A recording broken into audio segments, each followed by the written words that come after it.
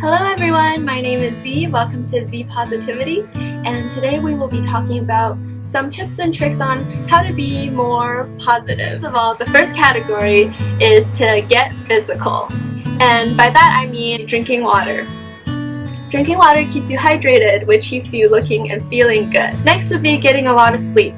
Sleeping is super important to how to maintain a better mood and how to keep a positive mindset. So another thing that I've been trying to get into recently is meditation. I feel like everyone should try and make it a habit, because when you meditate in the morning, you just really be self-absorbed in how you're feeling that day, how you want to feel that day, what happened before, clearing out all the negative energies and bringing in all the positive vibes. It really practices self-awareness.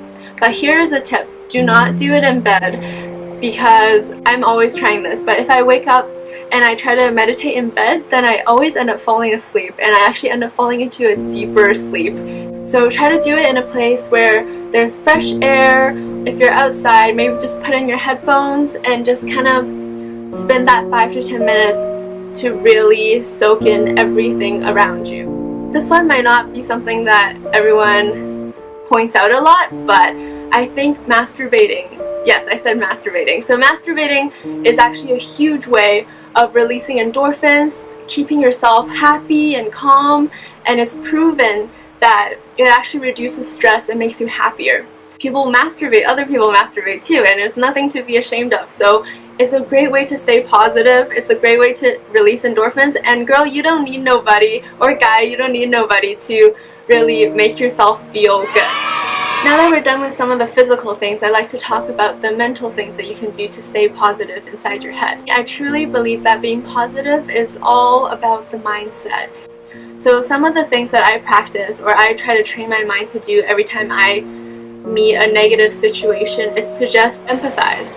So whenever something negative happens, I always try to think, oh, actually maybe it might not be my fault that this has happened, or I try not to bring the blame onto myself. I try to think, well, maybe if someone was being rude to me, I would think, oh, maybe they had a bad day, or maybe they're just not at their best right now.